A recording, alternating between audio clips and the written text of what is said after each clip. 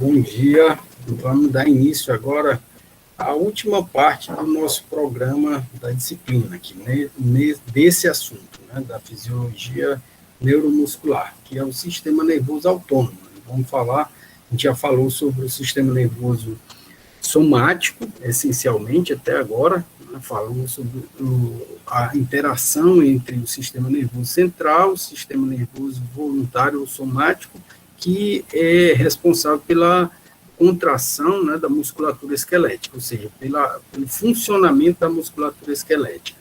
E a gente viu que, nesse caso, né, do sistema nervoso somático, ele interage, né, com o sistema nervoso central a partir de uma via nervosa, uma única via nervosa, que é o neurônio motor, né, que pode ser o neurônio motor alfa ou gama, nós vimos. Então, o neurônio motor alfa, ele inerva as fibras que nós chamamos de extrafusais, enquanto que o neurônio motor gama, ele inerva as fibras intrafusais. Isso, basicamente, é apenas uma única via nervosa, né?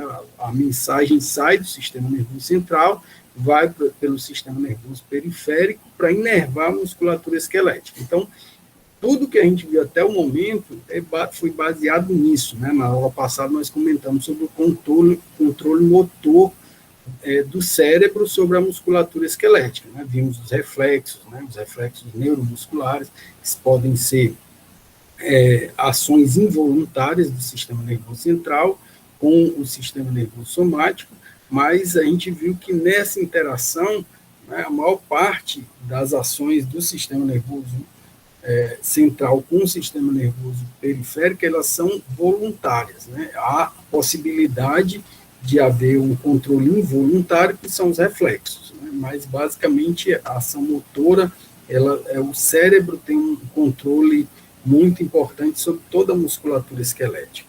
Então, isso é que caracteriza essencialmente, por isso que a gente fala no sistema nervoso periférico voluntário, também chamado de somático. A partir de agora, a gente vai falar do sistema nervoso periférico autônomo, ou seja, aquele que ele ocorre a função, a interação entre o sistema nervoso e a célula muscular, ela ocorre independente da vontade do indivíduo. Né? O cérebro não tem um controle direto sobre a ação de alguns músculos, como os músculos liso e o músculo cardíaco. Né? Esse, basicamente, é o que age, o sistema nervoso autônomo age sobre esses tipos de célula. Né? Então, os neurônios, eles também interagem, saem do sistema nervoso central, vão para a periferia, mas em vez de ir para a musculatura, esses grupos de neurônios, agora a musculatura esquelética, né, eles vão agora para estruturas viscerais, órgãos viscerais, como, por exemplo, o coração, né, a musculatura cardíaca, e a partir daí eles vão realizar a função no coração, que é a contração, e efetivamente o coração vai funcionar como uma bomba, né, uma bomba que faz com que o sangue seja bombeado para todas as células do organismo, né, realizando a função básica do sangue, que é a nutrição das células, né, de todas as células do organismo. Então, esse controle do batimento cardíaco, ele é feito pelo sistema nervoso periférico. Óbvio que há uma interação com o sistema nervoso central, né, os neurônios do sistema nervoso central comandam o batimento cardíaco, que chega até o coração através dos nervos do sistema nervoso periférico autônomo ou visceral. Então, essa é a principal diferença, né, entre o sistema nervoso autônomo ou visceral e o sistema nervoso periférico voluntário ou somático. Né? A diferença básica é o tipo de musculatura que esses neurônios inervam. No somático ou voluntário, a inervação ou o estímulo é dado na célula muscular esquelética, enquanto que no autônomo, a inervação é feita pela musculatura lisa e na musculatura cardíaca e nas glândulas do organismo. Então, a glândula salivar, por exemplo, as glândulas lacrimais, as glândulas sudoríparas, a ação dessas glândulas, o funcionamento dessas glândulas é controlado por neurônios que compõem o sistema nervoso periférico autônomo ou visceral. Portanto, esse controle, ele recebe esse nome autônomo justamente porque independe da vontade do indivíduo, ele funciona automaticamente. E visceral, porque ele comanda o funcionamento essencialmente das vísceras, né? Então, onde tiver musculatura lisa, musculatura cardíaca e estrutura glandular no organismo, o sistema nervoso que atua sobre essas estruturas é justamente o que a gente chama de autônomo ou visceral. Então, para que haja um entendimento dessa ação, a gente precisa entender que esse sistema nervoso ele funciona diferente do que a gente viu anteriormente, né? A gente viu que anteriormente existia uma única via nervosa para ligar as informações que partem do sistema nervoso central até o órgão-alvo, efetor, que no caso é a musculatura esquelética, que é como funciona o sistema nervoso periférico voluntário ou somático. Agora a gente vai ver que para agir sobre um órgão-alvo, ou estrutura-alvo, que são a musculatura lisa, as células cardíacas e as glândulas, esses neurônios, eles partem do sistema nervoso central e vão até essas estruturas, mas antes de chegar nessa estrutura, existem duas vias nervosas, ou seja, dois neurônios que mandam a mensagem. Então, em série, esses neurônios estão interconectados em série, né, formando o que a gente chama de gânglios do sistema nervoso. Então, esses gânglios, eles são divididos em dois grupos, né, de neurônios, que são os neurônios pré-ganglionares e os neurônios pós-ganglionares. A gente vai entender o que é um gânglio, né, e, a partir daí, entender a subdivisão do sistema nervoso autônomo ou visceral.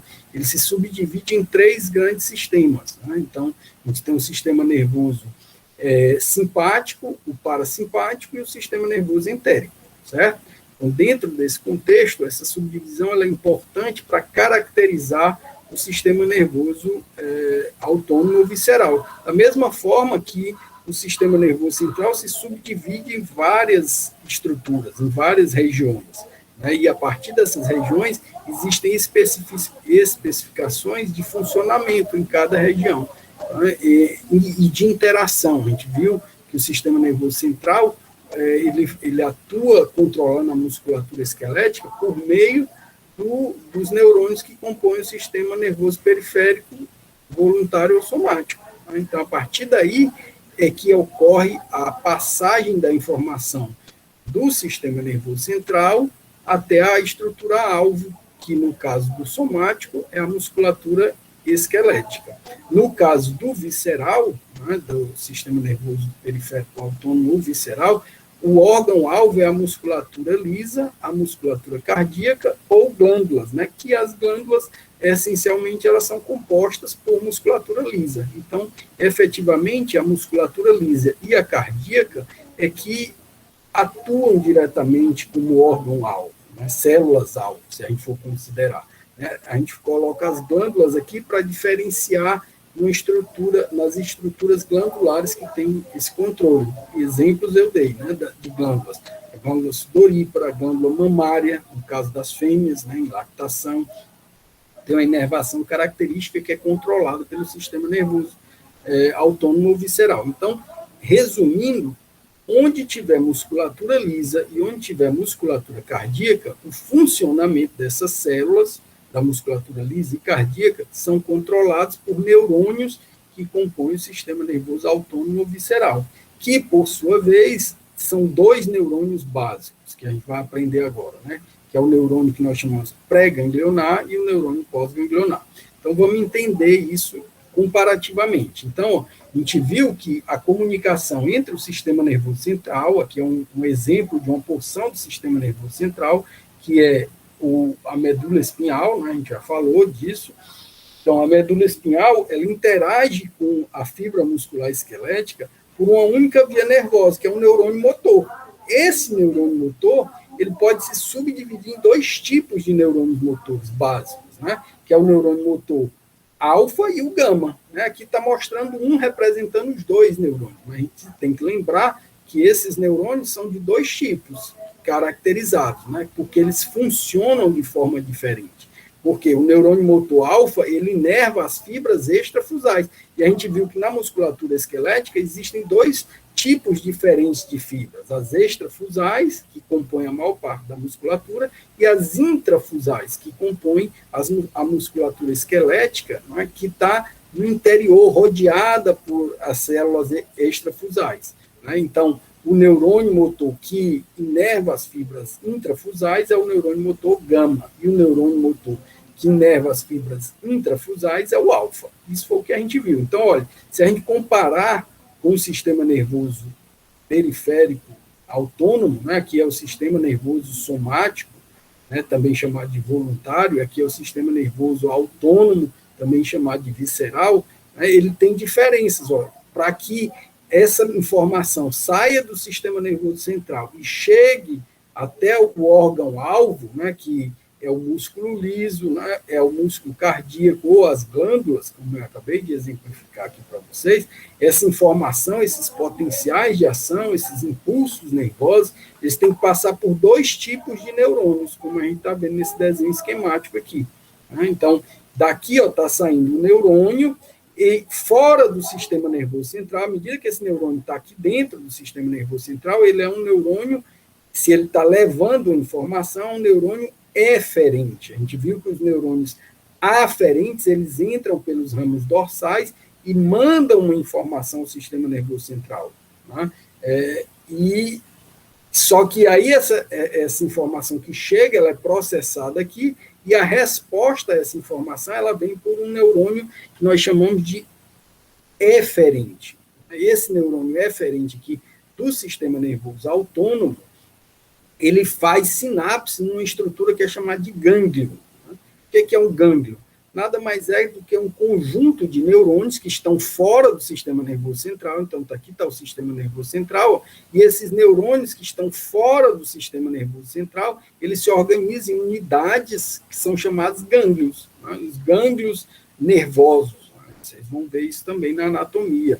Então, os gânglios nervosos, existem diversos tipos de glândulas espalhados pelo organismo do animal. Então, vejam que aqui, esse neurônio, ele sai do sistema nervoso central e, ao fazer sinapse com a região ganglionar, um gânglio, né, ele manda a informação que veio lá do sistema nervoso central para esse outro neurônio que está completamente fora do sistema nervoso central. Por que esse neurônio está completamente fora do sistema nervoso central? Porque ele se organizou numa estrutura chamada de gânglio. Então, o que é um gânglio? É um conjunto de neurônios que estão completamente fora do sistema nervoso central, mas, ao mesmo tempo, eles estão conectados ao sistema nervoso central, porque tem um neurônio aqui, que é chamado de pré-ganglionar, que manda as informações do sistema nervoso central. Então, tudo que chega aqui é repassado para essa unidade que está fora do sistema nervoso central, que é chamada de gânglio, e, a partir daí, essa informação se propaga para outros órgãos-alvo, né? No caso aqui, a musculatura esquelética é o órgão-alvo, e no caso aqui do sistema nervoso autônomo, né, a gente tem 3 tipos diferentes de estruturas-alvo, né? ou 2 tipos básicos, né? Que são o músculo liso e o músculo cardíaco. As glândulas, né, as estruturas glandulares, elas compõem uma grande parte dela de tecido de musculatura lisa, portanto, ela poderia ser incluída aqui no grupo de músculo liso. Onde é que tem músculo liso?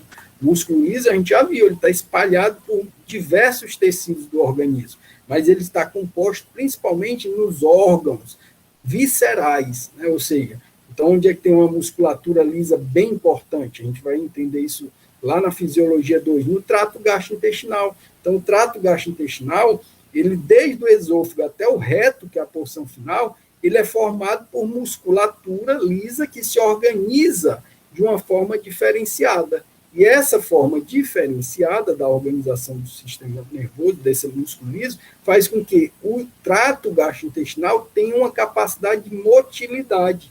E a motilidade nada mais é do que a capacidade de contração das suas células musculares. Só que essas células musculares são do tipo de musculatura lisa. E a gente já viu qual é a característica da musculatura lisa, né? Ela é uma célula que se contrai de forma lenta e involuntária. Então, quando os potenciais de ação chegam até esse músculo liso, ele passa por... esses potenciais de ação chegam através desse neurônio aqui que é chamado pós-ganglionar. Pós-ganglionar porque ele se conecta na região do gânglio e leva a informação do sistema nervoso central que vem por esse outro neurônio que é chamado de pré-ganglionar. Pré, antes, né? e pós-depois. Então, antes de quê? Antes do gânglio, por isso que é pré-ganglionar. Então, o núcleo dele, a estrutura, ela está inserida, né, os dendritos, o corpo celular e parte do axônio dele está inserida dentro do sistema nervoso central. Aí, ao sair do sistema nervoso central, esses neurônios aqui fazem sinapses com estruturas ganglionares, que são chamadas de gânglios, né, e mandam a informação para esse neurônio. Que informação é essa que ele manda? Ele manda informação que foi captada no sistema nervoso central através de um estímulo. Quando esse neurônio foi estimulado aqui, ele manda a informação para esse outro neurônio, que, por sua vez, vai mandar a informação que veio lá do sistema nervoso central para esses grupos ou células-alvos, que compõem o músculo liso, o músculo cardíaco e as estruturas glandulares, de todo o organismo. Então, o coração, ele funciona, né, também por uma interação do sistema nervoso autônomo. Então, essa é a organização básica. Vocês precisam entender essa organização básica para a gente conseguir compreender como funciona o sistema nervoso autônomo. E é assim que a gente vai entender as ações do funcionamento do músculo liso, do músculo cardíaco, que vão ser muito mais bem detalhadas lá na Fisiologia 2. Por enquanto, a gente vai estudar basicamente como é essa organização, como é que ele se organiza, para entender com mais detalhes o funcionamento quando a gente vai vendo cada órgão especificamente. Então, a gente vai ver que no rim tem musculatura lisa. Ora, se tem musculatura lisa no rim, o rim ele tem uma inervação que faz parte do sistema nervoso autônomo. O coração tem uma inervação que faz parte do sistema nervoso autônomo. Né? O pulmão tem uma inervação que faz parte do sistema nervoso autônomo. E assim por diante. O trato gastrointestinal ele tem uma grande quantidade de células-alvo, que são músculos lisos, que só funcionam se houver uma interação com esse sistema nervoso autônomo, que, por sua vez, se subdivide, né, em porções que nós chamamos sistema nervoso autônomo simpático, parasimpático, e mais modernamente, né, fez uma outra subdivisão, que é o sistema nervoso entérico. O sistema nervoso entérico, ele nada mais é do que uma subdivisão dessas duas porções principais do sistema nervoso autônomo, e foi descoberto mais recentemente, à medida que se foi tendo um entendimento melhor sobre todas as estruturas do organismo. E ele está presente, por isso ele recebe esse nome, no trato gastrointestinal. Então, o trato gastrointestinal ele tem neurônios que estão inseridos dentro da sua musculatura. E, portanto, essas estruturas são chamadas de músculo, que é inervado por neurônios que estão dentro daquela estrutura, né, que são os plexos. Então, os plexos nervosos, eles são diferentes dos gânglios, porque os gânglios eles estão fora do sistema nervoso central, né, eles compõem grupos de neurônios que estão completamente fora do sistema nervoso central, mas que não estão inseridos em um determinado tecido, eles estão espalhados pelo organismo. Né? Então, você tem o gânglio mesentérico, o gânglio colateral, os gânglios, a cadeia ganglionar simpática, né, que está presente próximo à coluna vertebral. Então, eles estão espalhados por várias regiões do organismo, mas não estão inseridos em um determinado tecido, diferente dos neurônios que estão presentes na parede do trato gastrointestinal. Então, na parede do trato gastrointestinal, existem neurônios que são típicos dessa região. Portanto, eles foram denominados de sistema nervoso entérico, né, que interage com essas outras subdivisões, sistema nervoso simpático e parasimpático. Então, aqui, esse desenho esquemático, ele representa muito bem, de forma bem didática, como é essa organização. Mais uma vez, repetindo aqui, a organização do sistema nervoso central com a musculatura esquelética. Vejam que aqui existe um único neurônio que é capaz de estimular essas células aqui da musculatura esquelética, sejam elas células extrafusais como células intrafusais. Então, esse neurônio, ele é uma única via, ele não tem, a mensagem ele não passa para outro neurônio. É o que a gente viu até agora, né? Então, essa sinapse aqui é a sinapse neuromuscular esquelética. né, que faz com que essa informação saia diretamente do sistema nervoso central e vá pelo axônio, prolongamento do axônio desses neurônios, diretamente para a musculatura esquelética, né, seja para as fibras extrafusais, que são os neurônios motores alfa, seja para as fibras intrafusais, que são os neurônios motores gama, né, que a gente viu. Então, essa é a divisão básica que nós vimos. A gente vai ver agora que o sistema nervoso autônomo tem duas vias de comunicação, né? Vejam aqui, ó, um neurônio que nós chamamos nessa via verde escuro aqui, né, que são chamados neurônios do sistema nervoso autônomo pré-ganglionar, né? Ele faz sinapses com a cadeia de neurônios, óbvio que aqui a gente está simplificando, né, nesse desenho, está mostrando um neurônio saindo do sistema nervoso central, né, que é chamado neurônio pré-ganglionar, fazendo sinapse com uma cadeia de neurônios que está completamente fora do sistema nervoso central. Então, esses neurônios aqui que estão completamente fora, ou seja, os dendritos, o corpo celular e o axônio dele está totalmente fora do sistema nervoso central, então ele é chamado pós-ganglionar. E ele faz a intermediação da comunicação das informações que saem do sistema nervoso central por meio do neurônio pré-ganglionar com a célula-alvo. Então, aqui são as células-alvo. Então, vejam que desse lado aqui, a gente está mostrando as estruturas-alvo, né, células-alvo, no caso aqui a musculatura esquelética, as células da musculatura lisa, né, e células da musculatura cardíaca, né, ou outras células de tecido que tenha estruturas para receber essa informação. Então, vejam que os neurônios que compõem o sistema nervoso autônomo simpático, eles têm uma característica que é específica dele. A maior parte desses neurônios, as fibras pré-ganglionares, elas são curtas e as pós-ganglionares, elas são longas, ou seja, essa célula aqui é pequena, né, ela que sai do sistema nervoso central é pequena, e aqui vai do gânglio até o órgão-alvo, ela é longa, em geral. Mas existem exceções a essa regra. Então, alguns neurônios do sistema nervoso autônomo simpático, eles possuem fibras pré-ganglionares longas e pós-ganglionares curtas, que é o caso da cadeia colateral e é o caso dos neurônios pré-ganglionares que vão inervar a glândula adrenal, uma glândula específica que está próxima aos rins, né, que a gente vai falar com mais detalhes dela lá na Fisiologia 2 também. Mas, por enquanto, é importante que vocês entendam que esses dois tipos de neurônios aqui, eles fazem parte de exceções do sistema que compõem o sistema nervoso autônomo simpático e que possuem fibras pré-ganglionares longas e pós-ganglionares curtas. A maioria das fibras pré-ganglionares do sistema nervoso autônomo simpático, elas são fibras pré-ganglionares curtas e as pós-ganglionares são longas. Por que isso? Por que essas fibras aqui são curtas e essas aqui são longas? É simples entender isso, né? Basta vocês verem a distância do gânglio para o sistema nervoso central. Ora, se essa distância aqui é curta, o axônio dele não precisa ser longo, porque logo em seguida você encontra o gânglio aqui próximo ao sistema nervoso central.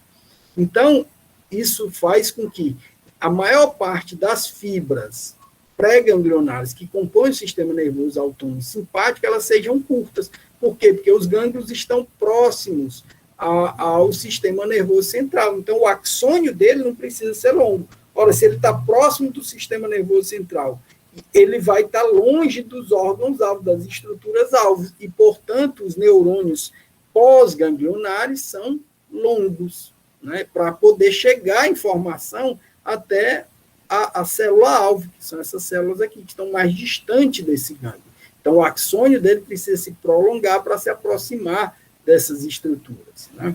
Vamos entender isso um pouco mais na frente, quando a gente estiver falando do tecido-alvo, né, das células-alvo. Mas existem duas exceções, que é o caso da cadeia colateral, onde essa cadeia colateral ela está mais distante do sistema nervoso central. Esse gânglio, né, esse gânglio colateral, ele está mais distante, portanto, esse axônio, mesmo fazendo parte do sistema nervoso autônomo simpático, ele é longo, tá, o pré-ganglionar, e o pós-ganglionar é curto. porque se ele está mais distante do sistema nervoso central, ele faz com que ele se aproxime mais do tecido-alvo. Então, se ele se aproxima mais do tecido-alvo, a célula pós-ganglionar, ela não precisa ser longa, ela é curta, certo? Então, entendam isso aqui como 2 exemplos de exceção da organização do sistema nervoso autônomo simpático. A maior parte das fibras, elas são curtas, as pré-ganglionares, e as pós-ganglionares são longas, certo? Isso também faz com que uma outra diferença, né, é que essas fibras aqui, elas saem de regiões específicas do sistema nervoso central. A gente viu que a medula espinhal, ela é subdividida em várias regiões, né? A porção cervical, a porção torácica, a porção lombar e a porção sacral. Então, esses neurônios aqui, essas fibras pré-ganglionares, eles saem das vértebras torácicas e lombares. Portanto, em alguns livros, vocês podem encontrar a denominação do sistema nervoso autônomo simpático como sistema nervoso autônomo tóraco-lombar. Por quê? Porque ele sai, a maior parte das suas fibras sai das regiões torácicas e lombares do sistema nervoso central, certo? E isso é uma outra denominação do sistema nervoso autônomo simpático. Agora, o parasimpático. O que é o parasimpático? Ele é um sistema, uma porção do sistema nervoso autônomo que também sai de dentro do sistema nervoso central. Então, ele faz parte do sistema nervoso periférico, porque ele vai para fora do sistema nervoso central, né, e autônomo, mas ele é do tipo que classifica-se como parasimpático ou crânio sacral. Por que crânio sacral? Porque as suas fibras pré-ganglionares, né, que são essas aqui, que são longas, vejam que o axônio dessa célula aqui é longo, né? Por quê? Porque as suas cadeias ganglionares estão distantes do sistema nervoso central. Ou seja, se estão distantes, esses neurônios precisam prolongar o seu axônio até chegar próximo dos gânglios, que estão mais distantes dele, e os gânglios, estando mais distantes, eles estão mais próximos do tecido-alvo. Portanto, as fibras pós-ganglionares no parasimpático, elas são curtas, né? Então, esse axônio aqui, ele é pequeno, justamente porque essas células estão próximas dessa unidade que nós chamamos de gânglio, unidade ganglionar. Vejam que aqui, ó, há também uma maneira diferente de interação entre esse sistema nervoso periférico somático e o autônomo, né? O que é de diferente e o que tem de semelhante? Ó, se vocês forem ver, vocês têm aqui uma sigla, né? Um C e um N aqui.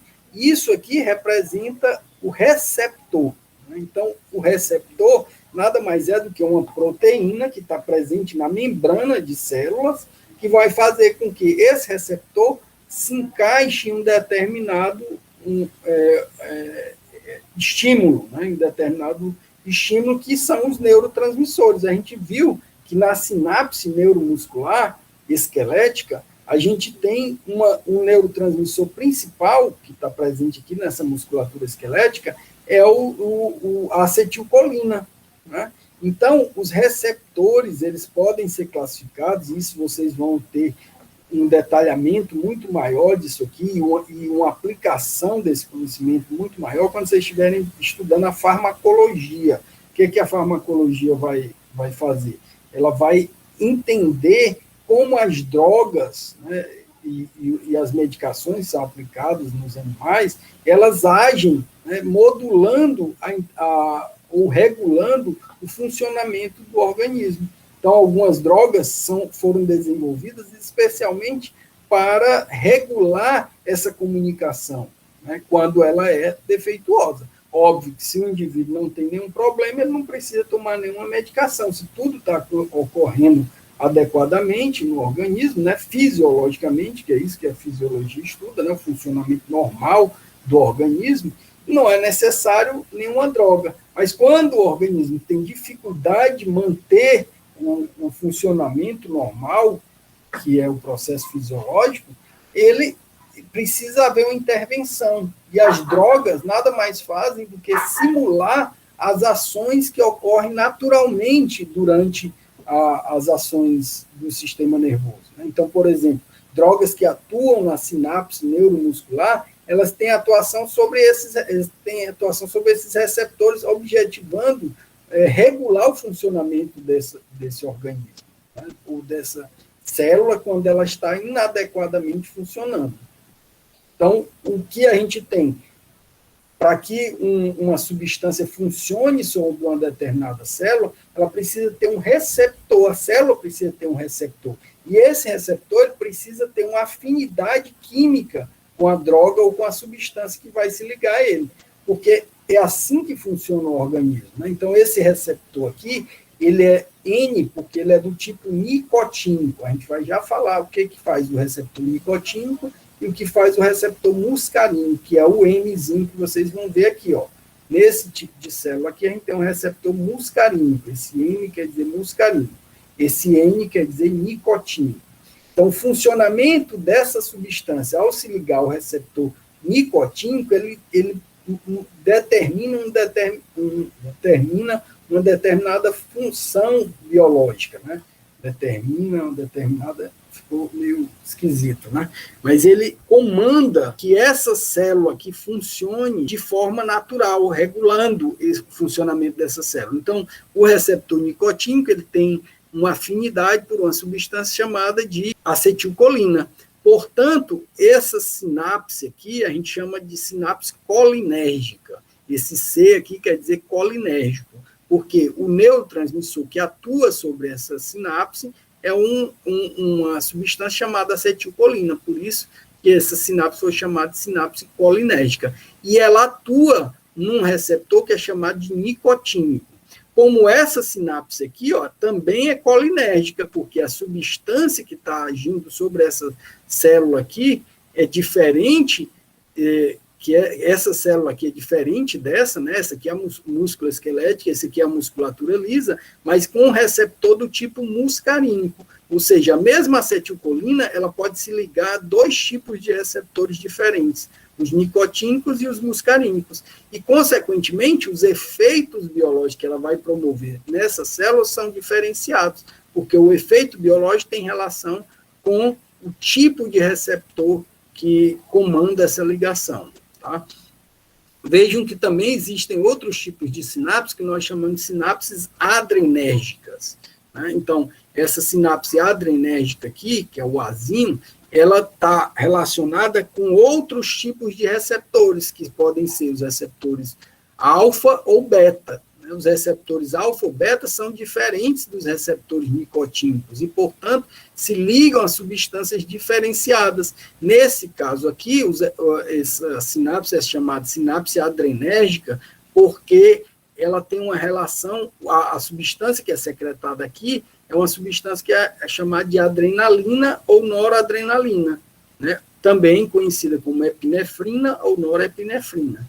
Então, essas duas substâncias, adrenalina e noradrenalina, epinefrina e norepinefrina, elas têm afinidade por receptores diferentes, ou seja, a adrenalina não se liga a receptores nicotínicos nem a receptores muscarínicos. Por quê? Porque, bioquimicamente, esses receptores não permitem a ligação com essas substâncias. Então, por isso que essas sinapses são ditas adrenérgicas. Então, vejam onde tem sinapse colinérgica. Então, existe sinapse colinérgica na interação entre o sistema nervoso central e a musculatura esquelética, através desse neurônio aqui, que é chamado de neurônio motor alfa. A gente já viu que essa sinapse aqui é do tipo colinérgica, porque ela secreta, o principal neurotransmissor dela é a acetilcolina, e que nas células da musculatura esquelética existem receptores que são chamados nicotínicos, a gente vai já ver por que esses nomes, né? E esses receptores nicotínicos fazem com que, ao se ligar à acetilcolina, desempenhe um determinado efeito biológico aqui na célula muscular esquelética, né? Então, a acetilcolina, ela, ao se ligar a esse receptor aqui, ela promove a contração da musculatura. O relaxamento é quando essa substância se desliga desse receptor. Então, quando ela conecta ao receptor, ela promove a contração. Quando ela desconecta do receptor, ela promove o relaxamento da musculatura, né? Mas, em linhas gerais, então, o efeito biológico promovido na célula muscular o efeito biológico é a contração da musculatura. O relaxamento é a consequência do que ocorre depois da contração. Primeiro o músculo contrai, depois o músculo relaxa. Né? Então, toda vida que a acetilcolina se ligar a um receptor nicotínico na musculatura esquelética, ela vai promover a contração da musculatura esquelética. E a gente já viu como é que essa contração ocorre, né? Uma série de reações bioquímicas que já foram detalhadas para vocês nas aulas passadas, né? Inclusive com vídeos ilustrando muito bem como é que ocorre essa contração. Quando há desligamento, ocorre o relaxamento. O que é o relaxamento? Nada mais é do que o sarcômero, né, voltar à posição inicial antes da contração. E a contração é fazer com que o sarcômero diminua o seu tamanho, né, o distanciamento entre os discos Z, né, que é isso que a gente viu. Né? Então, qual o efeito biológico que a acetilcolina promove sobre essas outras células-alvo? Ora, se são músculos, né, essas células são musculatura lisa ou musculatura cardíaca, ela também promove a contração. O efeito biológico é a contração. Só que essa contração, ela ocorre de forma diferente do que ocorre na musculatura esquelética. Na musculatura cardíaca, essa contração ela é bem semelhante ao que ocorre na musculatura esquelética. A gente já viu até mesmo que as células são muito parecidas, né? A célula do músculo esquelético, estruturalmente, morfologicamente, ela se assemelha muito com a célula da musculatura cardíaca, porque as duas são células de musculatura estriada, né? Uma é estriada cardíaca, a outra é estriada esquelética. A diferença entre elas são particularidades, né? As fibras musculares cardíacas elas possuem discos intercalares, podem ter mais de um núcleo, né? As células são menores, né? Então, todas aquelas estruturas que nós falamos. Agora, os neurotransmissores que agem sobre essas células são diferentes também. Né? E os receptores nessas células também são diferentes. Então, vejam aqui que a musculatura cardíaca ela pode ser estimulada por uma sinapse colinérgica, do mesmo jeito que a musculatura esquelética, e por uma sinapse adrenérgica. Né? A sinapse adrenérgica na musculatura cardíaca, ela faz com que o coração contraia-se mais rapidamente, aumenta a frequência cardíaca. Né? Então, lembram quando o indivíduo precisa aumentar a frequência cardíaca, né? Ele faz isso automaticamente, porque o sistema nervoso autônomo é que comanda, independente da vontade do indivíduo. O coração começa a bater mais forte. Eu não consigo aqui, voluntariamente, dizer, coração, bata mais forte, ou bata mais fraco. Não consigo mandar essa informação. Né? Mas eu consigo mandar a informação para a minha musculatura esquelética para eu falar, para eu parar de falar, né? Ou para eu andar, para eu gesticular. Tudo isso que eu estou fazendo aqui, gesticulando, falando, são controles voluntários da minha musculatura esquelética. Portanto, esse controle é feito por esse sistema nervoso autônomo periférico somático, né, junto com o central. Aqui, o comando central, ele manda automaticamente isso. O indivíduo não consegue, o cérebro não tem essa função de mandar informação para o coração para ele bater mais rápido ou ele bater mais lentamente. Ele faz isso automaticamente. Por isso que quem comanda a ação da musculatura cardíaca é o sistema nervoso periférico autônomo, né, ou visceral. Né? E ele faz isso por neurônios simpáticos, né, do sistema nervoso autônomo simpático, ou do parasimpático. O parasimpático, a gente vai ver daqui a pouco, que ele, no coração, ele manda o coração bater mais lentamente. E o simpático manda o coração bater mais rapidamente. Então, em determinadas situações, que a gente vai ver daqui a pouco, ainda na aula de hoje, a gente vai perceber que automaticamente o coração começa a bater mais rápido. Vocês já passaram por diversas situações disso que vocês vão lembrar, né? Então, quando você está nervoso, alguma situação acontece, o que é que o coração faz? Ele começa a bater mais rápido. Né? Então, no momento que você está sendo avaliado, ou no momento que você está realizando uma determinada atividade física, né, correndo, saltando, os seus músculos precisam de energia, né? Precisam de sangue, nutrientes. E quem leva esses nutrientes? O sangue, né? Mas o sangue só chega até os músculos se o coração bater. Ora, se o músculo está demandando muita energia, significa que o coração precisa mandar sangue mais rapidamente para aquele músculo, para ele suprir essa demanda. Então, quem faz isso? É o sistema nervoso autônomo mandando o coração bata mais rápido, porque o negócio está pegando, o organismo está precisando de mais sangue em diversas partes do corpo. Então, para isso, o coração acelera o batimento, né? Acelera tanto o batimento, que é a frequência, aumento da frequência, como a força de contração. Então, o sistema nervoso autônomo simpático, ele atua sobre as células da musculatura cardíaca, acelerando o batimento cardíaco.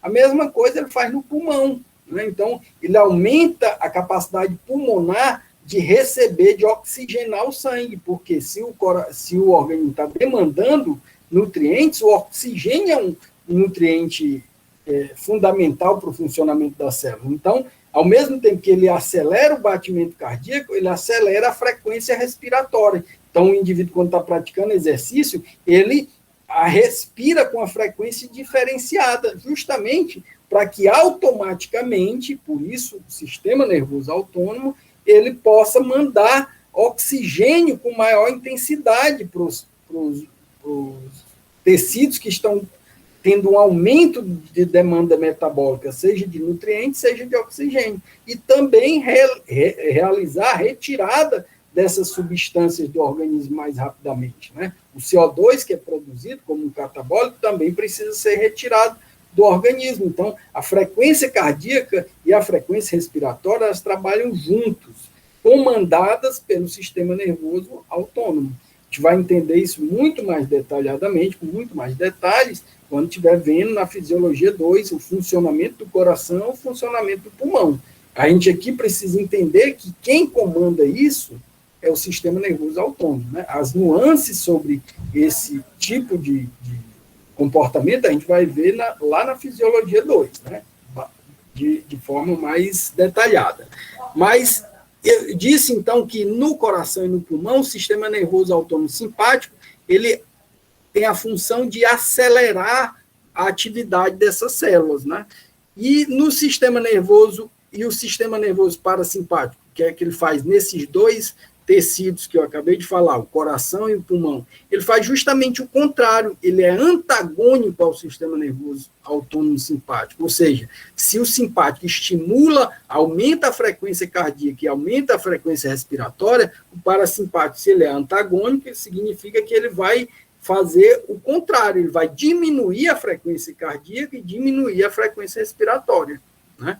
Então, em alguns momentos, o coração vai ter que diminuir. Se ele acelerou, né, ele acelerou por um determinada demanda, que eu acabei de explicar, né? Mas ele vai ter que desacelerar, ele não pode ficar com um batimento cardíaco acelerado o tempo todo. O organismo ele funciona, né, em níveis que nós chamamos de regulatórios, de regulação, e é isso que mantém o que a gente chama de homeostase dentro do processo fisiológico, né? Então, em determinados momentos, é fisiológico, é normal que o coração aumente o batimento cardíaco, mas se ele aumenta, depois ele tem que baixar, né, para regular, é a faixa de transição do mecanismo fisiológico, né, que é através de mecanismos que nós falamos que são regulatórios, né? Regulatórios para quê? Para manter uma determinada condição no organismo. Então, se o organismo precisa de mais nutrientes, alguns tecidos, ele tem que fazer com que esses nutrientes cheguem mais rapidamente nesse tecido.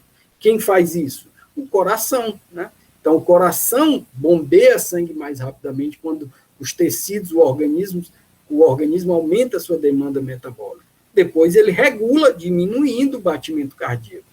Então, nesse caso aqui, do exemplo que eu dei para vocês, do batimento cardíaco e da frequência respiratória, o parasimpático funciona antagonicamente ao sistema nervoso autônomo simpático.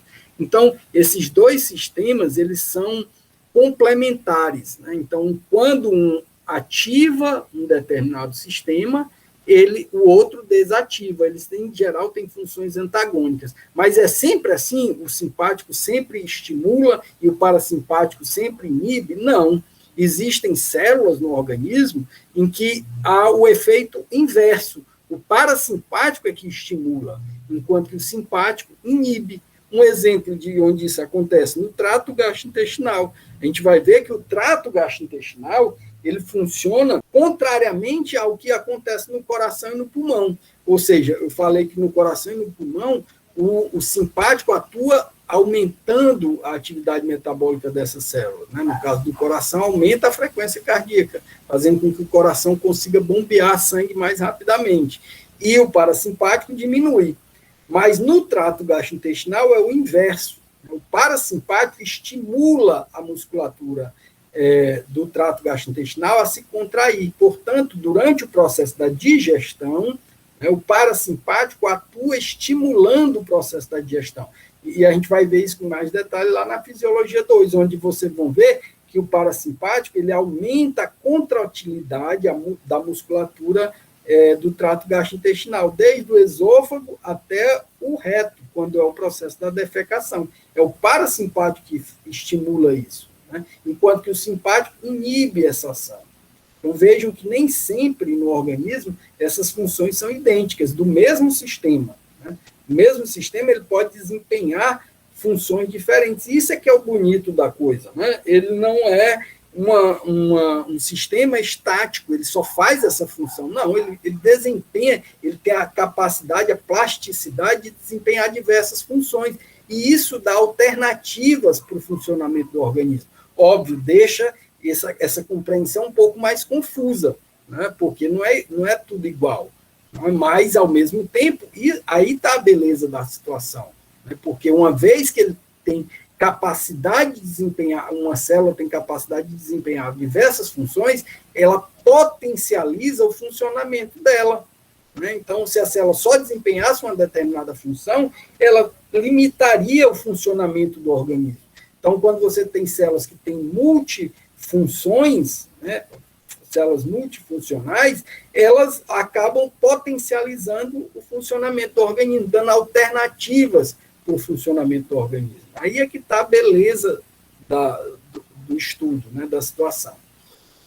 Então, vamos entender cada sistema desse. Então, o sistema nervoso autônomo simpático, eu já falei para vocês, eles têm localização tóraco-lombar, porque suas fibras pré-ganglionares saem das porções torácicas e lombares. Por isso, é chamado também sistema nervoso tóraco-lombar, ou simpático. Né?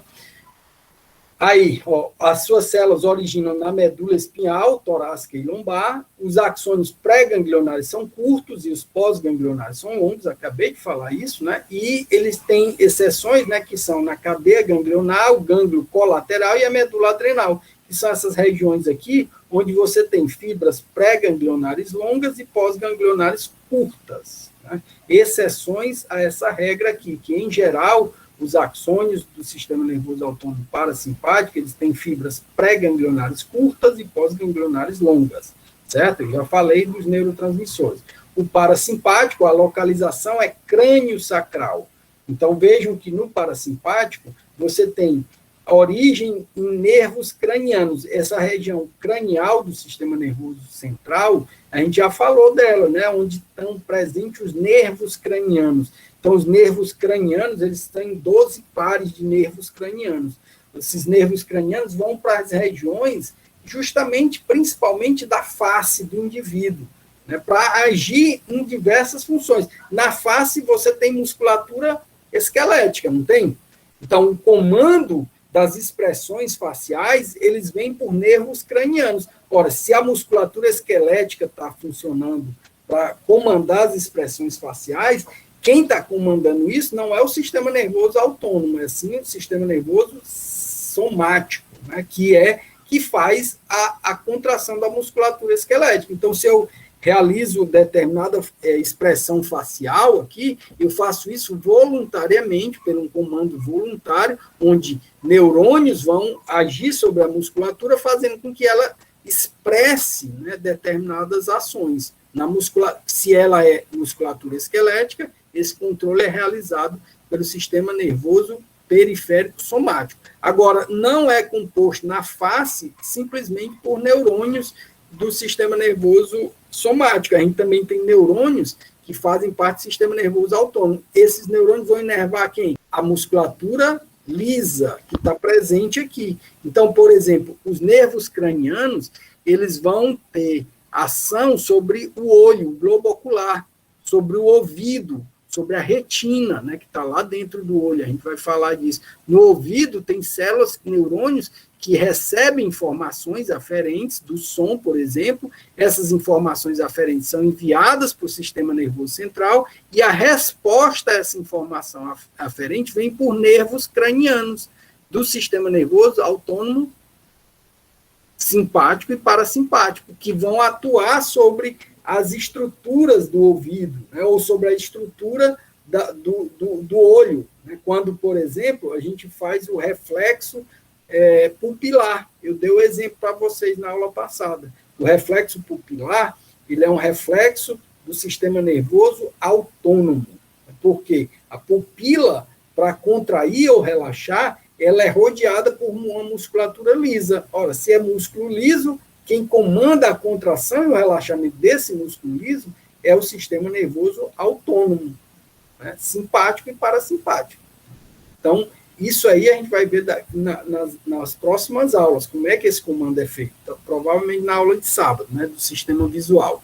Mas, então é importante que a gente entenda que esses nervos cranianos, né, eles se dividem em até 12 pares, e eles saem dessa região cranial, ó, que são os terceiro, o sétimo, o nono e o 10º nervo craniano, pares de nervos cranianos, que vão ter origem no sistema nervoso autônomo parasimpático e nas porções sacrais da medula espinhal. Então, esse sistema é chamado crânio sacral por isso, porque os axônios pré-ganglionares, eles partem dessas regiões craniais e sacrais, né, para chegar até no órgão-alvo, no tecido-alvo, efetivamente, comandar o funcionamento desse tecido. Tá? Então, vejam aqui, ó, que os axônios pré-ganglionares, portanto, eles são longos e os pós-ganglionares são curtos. Aqui, por que é longo? Porque a cadeia ganglionar está mais distante do sistema nervoso central. Se ela está mais distante, esse axônio precisa se prolongar até aqui, certo? Agora vamos ver em conjunto esses dois sistemas. Ó. Vejam aqui, em azul, são neurônios que partem das regiões craniais, que são essa aqui, ó, do sistema nervoso central. Lembram que o sistema nervoso central ele é subdividido em porções mais craniais, a ponte, o bulbo, o mesencéfalo, o tronco cerebral, né, que vai dar origem depois ao diencéfalo, e depois você vai ter os hemisférios cerebrais, né? Hemisfério cerebral direito, hemisfério cerebral esquerdo, e aí você tem subdivisões. Tudo isso aqui, quando ela está dentro da caixa craniana, é chamado de encéfalo. Então, essa porção encefálica do sistema nervoso central é tudo aquilo que está dentro da caixa craniana. Então, o que é que está dentro da caixa craniana? As porções craniais do sistema nervoso central, a ponte, bulbo, mesencéfalo, diencéfalo, né, os hemisférios cerebrais, né, o cérebro propriamente dito, o cerebelo, né, a gente falou tudo isso nas aulas passadas. Né? Então, isso faz parte do encéfalo. O que não é encéfalo é a medula espinhal, a coluna vertebral. Então, a coluna vertebral, dentro da coluna vertebral, você tem porções medulares internas de dentro, que estão dentro revestida pelas vértebras cervicais, né, os pares de vértebras, as estruturas de vértebras cervicais, torácicas, lombares e sacrais. Então, vejam aqui, os neurônios pré-ganglionares do sistema nervoso autônomo simpático, eles partem das porções torácicas, ó, T1, até as porções lombares, L1 e L2, estão vendo aqui? Ó? E eles fazem sinapse com a cadeia ganglionar simpática, que está próximo ao sistema nervoso central. Portanto, essas fibras aqui são curtas, enquanto as fibras pré-ganglionares, que são esses pontilhados, esses neurônios pontilhados aqui, para se diferenciar, elas são longas, ó, porque elas percorrem uma distância maior até chegar nos órgãos-alvo, o tecido-alvo. né, que são essas células aqui, que compõem esses diversos tecidos. Então, você tem os linfonodos, né, tem o osso, o tecido ósseo, ele tem uma inervação, o tecido adiposo, o pulmão, o fígado, o baço, todos os órgãos viscerais, o útero, a bexiga, né, todos os órgãos viscerais, eles têm uma inervação simpática e parasimpática, a maior parte deles. Significa que ele recebe uma informação do sistema nervoso autônomo parasimpático, que é o azul. Então, o que é azul, ó, ele parte das porções craniais e sacrais. Portanto, esse sistema nervoso autônomo, ele é também chamado de crânio sacral, porque suas fibras pré-ganglionares partem das regiões sacrais e da região cranial do sistema nervoso central. E aí, essas fibras são longas, os pré-ganglionares são longas, e as pós-ganglionares são curtas. Estão vendo aqui? Então, vejam que, se são fibras pré-ganglionares longas e as pós-ganglionares são curtas, é porque os gânglios estão mais afastados do sistema nervoso central. Então, vejam que as regiões ganglionares, que estão compondo o sistema nervoso autônomo parasimpático, elas estão mais distantes do sistema nervoso central, enquanto que as regiões ganglionares do sistema nervoso autônomo simpático, elas estão mais próximas do sistema nervoso central. Portanto, a maior parte das suas fibras são pré-ganglionares, são curtas, e as pós-ganglionares são longas. Eu falei que existem exceções a essa regra, né, como o gânglio cilíaco, né, então nervos esplênicos, né, a medula adrenal, que não está esquematizada aqui, onde suas fibras pré-ganglionares são longas e as pós-ganglionares são mais curtas. Mas isso são exceções. A maior parte dessas células tem fibras desse tecido, né, do sistema nervoso autônomo simpático, a maior parte dela tem fibras pré-ganglionares curtas e pós-ganglionares longas. Né, e por isso, essa diferença. Então, isso é uma organização bem básica. Então, vejam que os mesmos tecidos recebem inervações simpáticas e parasimpáticas. Portanto, esse comando simpático e parasimpático, ele tem uma relação muito importante no sistema nervoso, porque eles interagem de forma complementar. Enquanto um desempenha uma determinada função principal, o outro, em geral, assume uma função antagônica a essa função. Portanto, eles se complementam, eles se regulam. Enquanto o sistema nervoso autônomo simpático manda o órgão fazer uma determinada função, o outro órgão manda ele desfazer o que tinha sido feito. É o exemplo que eu dei. O coração bate mais forte, com maior frequência, quando o simpático manda ele fazer isso. E o mesmo coração bate mais lentamente quando o parasimpático manda ele fazer isso. Né? Então, isso é a ideia principal que vocês precisam entender. Agora, vejam que o trato gastrointestinal, e eu vou detalhar isso mais lá na fisiologia 2, quando a gente estiver vendo o funcionamento dos órgãos propriamente dito, eles têm uma subdivisão mais detalhada ainda do sistema nervoso autônomo, que é o que a gente chama de sistema nervoso autônomo entérico. Entérico por quê? Porque ele é característico, ele está presente na parede do trato gastrointestinal, ele só está presente nessa parede do trato gastrointestinal. Então, se eu ampliar, se eu cortar aqui a parede e observar a estrutura do trato gastrointestinal, vou ver que ela é formada por várias camadas de tecido. Internamente aqui é a luz do trato gastrointestinal. Então, o alimento está em contato com essas células aqui, ó, certo? Só que essas células, elas são compostas por uma parede. Essa parede aqui é a parede da musculatura, né? Que é essencialmente musculatura. Então, vejam que tipo de musculatura? Musculatura lisa. Né? Então, esses músculos, esse organismo, através de um músculo longitudinal e um músculo circular. E a gente vai ver lá na fisiologia 2 que essa disposição de músculo liso circular e músculo liso longitudinal e circular, eles têm um porquê, né, desses músculos serem assim, porque quando eles se contraem, eles otimizam o processo de contração. Quanto que o músculo longitudinal se contrai nesse sentido, longitudinal, o circular se contrai nesse sentido. Então, esses dois tipos de contração otimizam a passagem do alimento desde o esôfago até a porção final, que é o reto, por essa simples disposição. Mas essa contração só ocorre se houver estímulo desses neurônios que inervam essas estruturas. Então, veja que no sistema nervoso entérico, você tem neurônios, esses neurônios em verde, que só estão presentes na parede do trato gastrointestinal.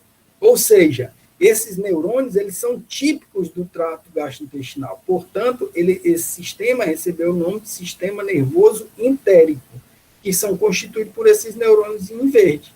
Os neurônios em azul, em preto e os neurônios em vermelho, eles compõem o que a gente chama de sistema nervoso autônomo, simpático e o parasimpático. E eu acabei de falar no exemplo anterior que o parasimpático atua mandando estimular a contração dessas células, enquanto que o sistema nervoso autônomo simpático, ele estimula principalmente a inibição dessa contração. Então, vejam que são complementares. E o sistema nervoso entérico, que é composto por esses neurônios em verde aqui, eles ajudam a regular o funcionamento do sistema nervoso simpático e parasimpático. A gente vai entender isso com mais detalhes lá na Fisiologia 2. Por enquanto, basta vocês saberem disso, que eles se organizam dessa forma. Para quê? Para melhor otimizar o funcionamento do organismo. Então, se tem alternativas de funcionamento, isso potencializa a função desse órgão, né, e faz com que esse órgão desempenhe uma função da melhor forma possível, porque ele se organiza de forma específica a melhorar esse funcionamento. Então, a parede do trato gastrointestinal, a função básica dela é contrair e relaxar. E essa contração e relaxamento, ela é intensificada em determinados momentos e diminuída em outros momentos. Quando é que a parede do trato gastrointestinal tem que intensificar os seus processos de contração? Em que momento vocês acham? Bem lógico isso. Durante a digestão? Durante a digestão, exatamente. Então, se o organismo não tem alimento no trato gastrointestinal, ou tem uma baixa quantidade de alimento, ele demorou muito, a tendência é que essa motilidade caia.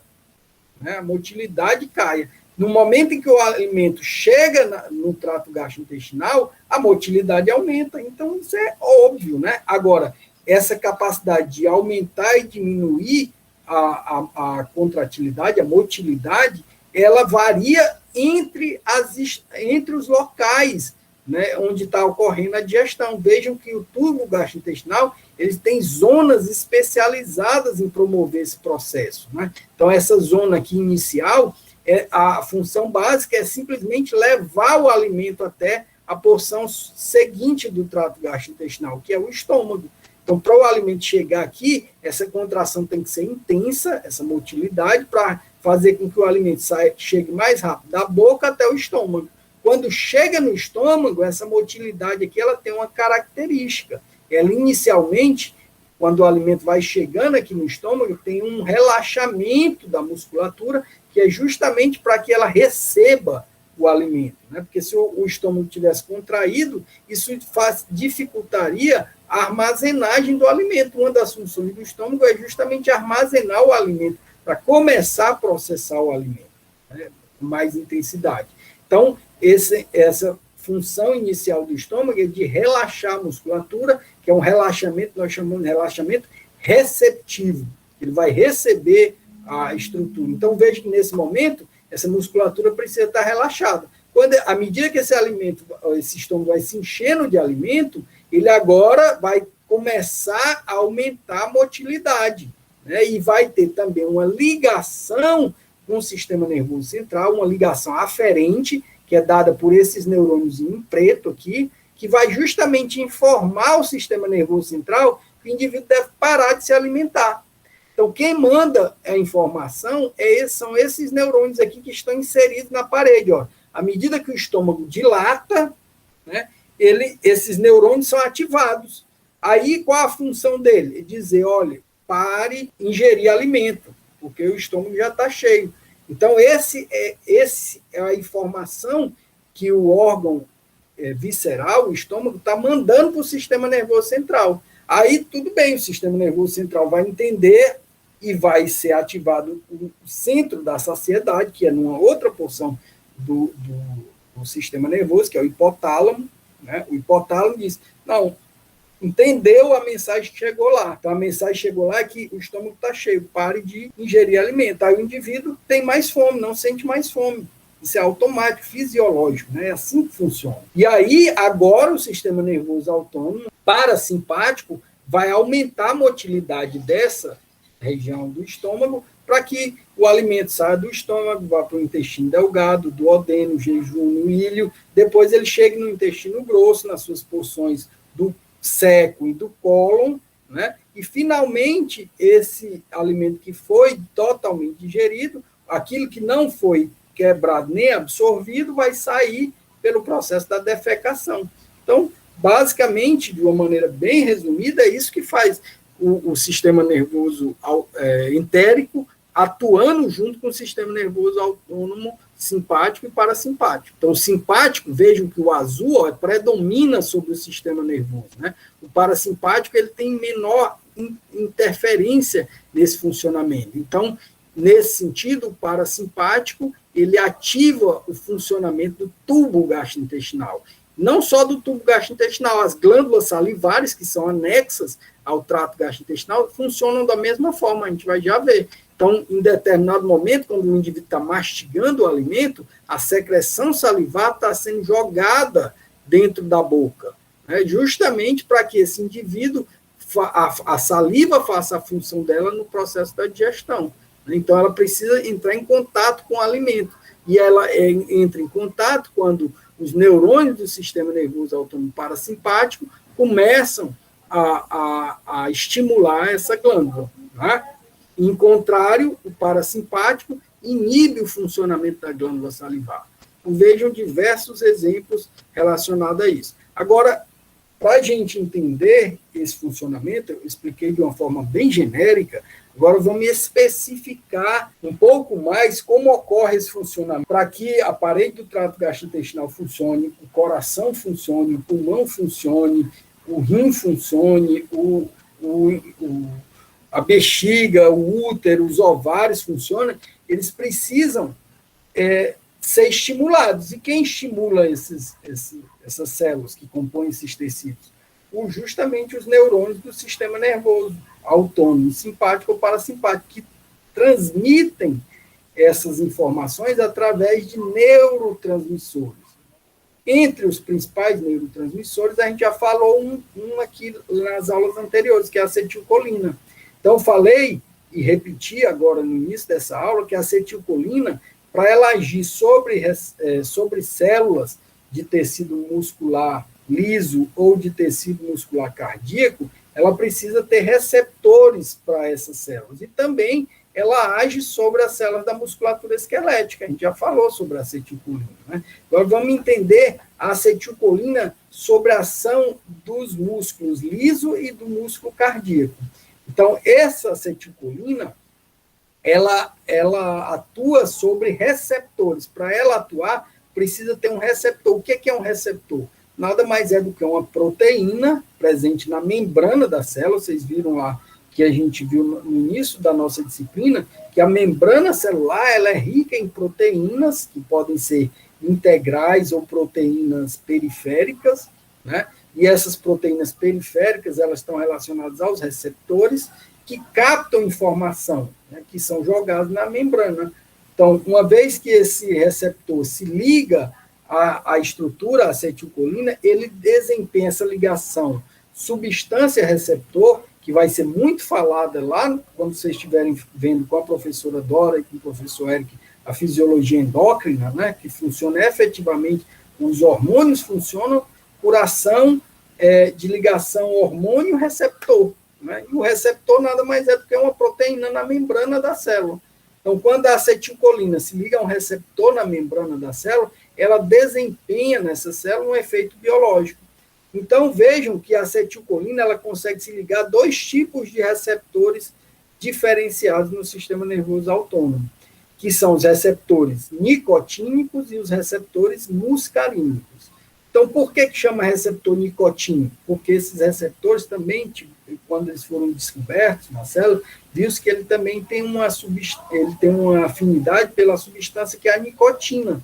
A nicotina, todo mundo conhece, é aquela substância muito presente no cigarro, que deixa a pessoa, né, dependente, né, disso, né, do cigarro. É a principal substância que causa dependência, né, no sistema nervoso central a esse comportamento do fumo, por exemplo. Né? Então, através de estudos relacionados a isso, descobriu-se que esses receptores, chamados nicotínicos, eles também têm afinidade, além dessa substância nicotínica, eles também, nicotina, ele tem também afinidade por essa substância chamada acetilcolina. Né? E a acetilcolina, além de se ligar a receptores nicotínicos, ele se liga a receptores também de outro tipo de receptores, que são chamados de muscarínicos. Ora, a ligação da acetilcolina com o receptor nicotínico, ela promove um determinado efeito biológico, que a gente vai já ver.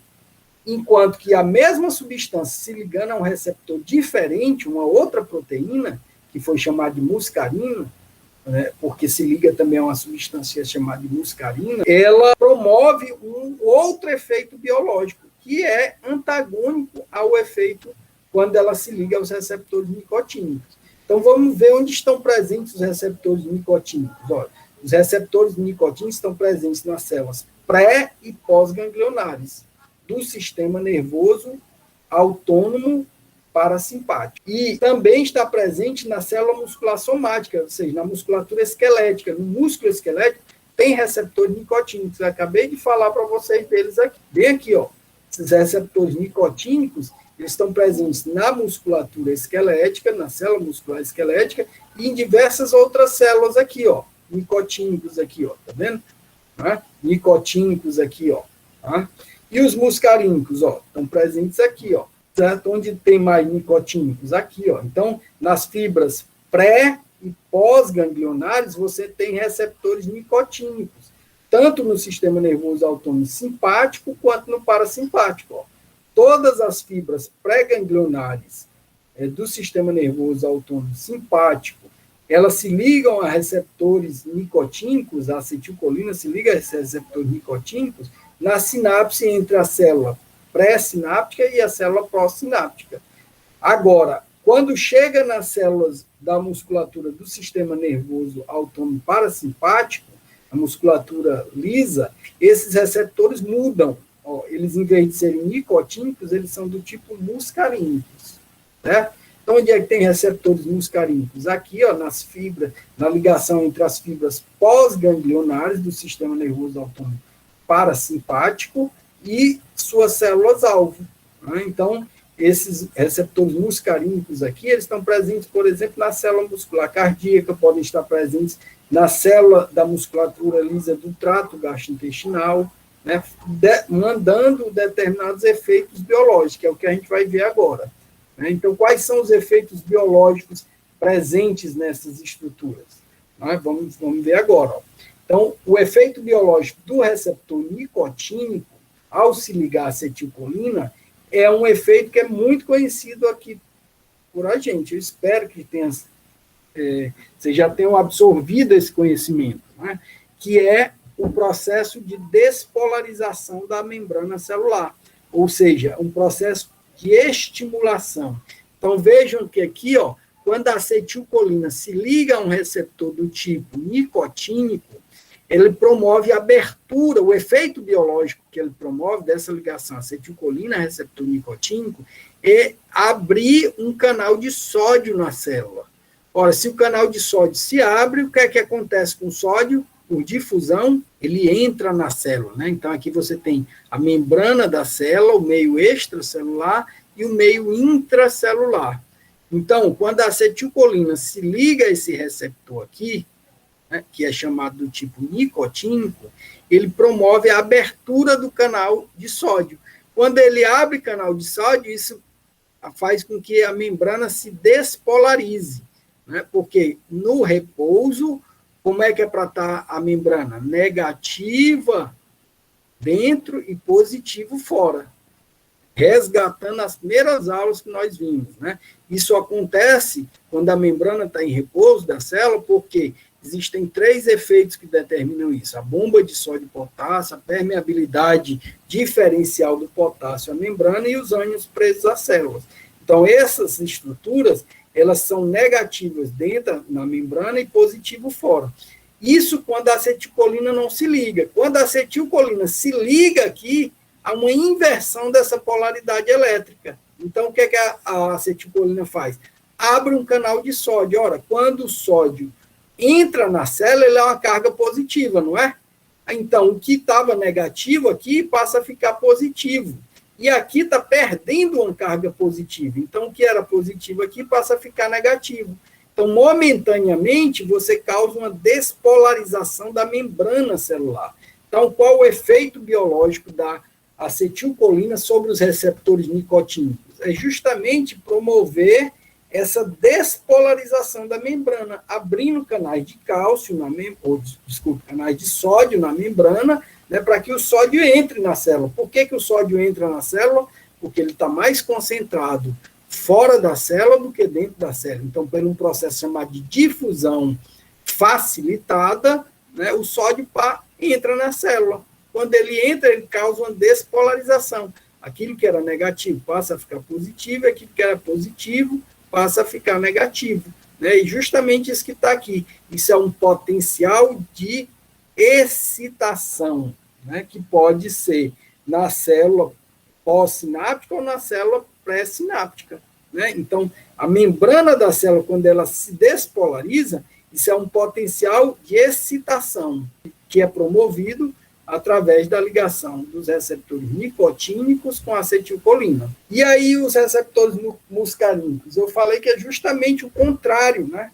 O contrário do que a gente viu anteriormente. Então, lembrem-se, quando a membrana da célula ela está despolarizada, né, se despolarizou por um efeito da ligação da acetilcolina com os receptores nicotínicos, algumas células, elas também se ligam à acetilcolina, mas essa acetilcolina se liga a um outro tipo de receptor, que é o que a gente chama de receptor muscarínico. O receptor muscarínico, ele é diferente do receptor nicotínico. Portanto, o efeito biológico produzido sobre essa ligação acetilcolina-receptor muscarínico é diferente do efeito biológico da acetilcolina se ligando ao receptor nicotínico.